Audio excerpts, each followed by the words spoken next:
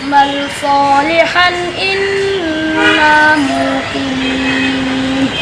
ولو شئنا لآتينا كل نفس هداها ولكن حق القول مني لأملأن جهنم من الجنة والناس أجمعين فذوقوا بما نسيتم لقاء يومكم هذا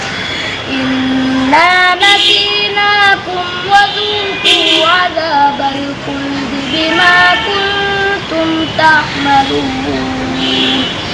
صدق الله العظيم وصدق رسوله النبي الكريم.